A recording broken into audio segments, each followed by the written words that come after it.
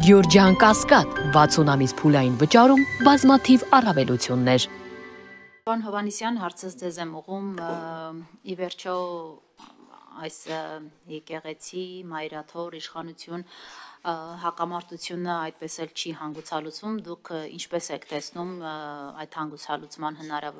հնարավորություն տեսնում եք, որ ի վերջո տետատետ հանդիպում տեղի ունենա Նիկոլ Փաշինյանի եւ Վեհափարի միջև եւ որպես իշխանական падգամավոր կցանկանայի նաեւ ձեր գնահատականը հնչեցնեք, արդյոք դատապարտելի էր այն տեսանյութերը, որոնք վերագրվում էին Արշակ Սրբազանին, որոնք տարածվեցին տարբեր աղբյուրներով, արդյոք այդ անկախ թե ում կողմից է դա տարածվել, թող իրավապահները դա պարզեն, բայց արդյոք դատապարտելի է այդ երևույթը ձեր կողմից, շնորհակալություն։ Վերջից սկսեմ, միանշանակ դատապարտելի է եւ մարդու անձնական կյանք ներխուժելը նման ձևով եղկելի եւ դատապարտելի է։ Ինչ վերաբերվում է ձեր հարցին իշխանություն եկեղեցի ձևակերպման մասով, չկա իշխանություն եկեղեցի կամ պետություն եկեղեցի հակամարտություն եւ հակասություն, խնդիր կա, ուրեմն հայ առաքելական Սուրբ եկեղեցու, ուրեմն բարձրաստիճան եկեղեցականների, Կտրիչ Ներսիսյանի, ուրեմն հետ, որոնք ուրեմն խախտել են իրենց Աստծուն տված ուխտը։ Եվ սրա մասին է խոսքը եղել ի սկզբանե, եւ սրա շուրջա ուրեմն խնդիրը, որ գոյություն ունի, եւ ձևակերպումը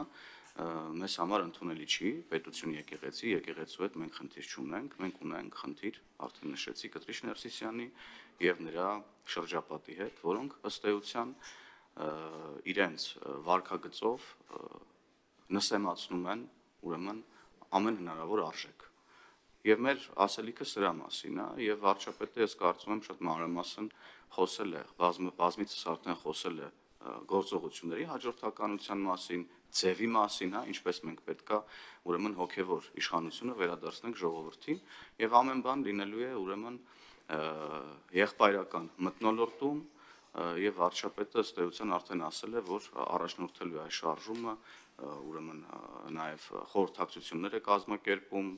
վարչապետն այս ընթացքում եւ այս տրամաբանության մեջ է լինելու եւ ես խնդրում եմ, որ մենք չվերնագրենք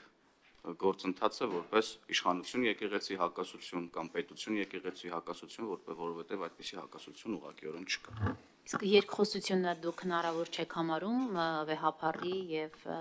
վարչապետի միջև։ Դա մեծապես կախված է Կտրիչ Ներսիսյանի պահվածքից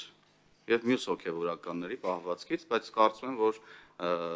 հասցեատերը ձեր հարցադրման ես չեմ, ամեն դեպքում քաղաքականության մեջ եւ կյանքում առասարակ ոչինչ բացառել չի կարելի։ Պահվածք ինչ նկատի ունեք, պարզաբանեք։ Պահվածքն են նկատի ունեմ, որ կուսակրոնության ուխտը խախտած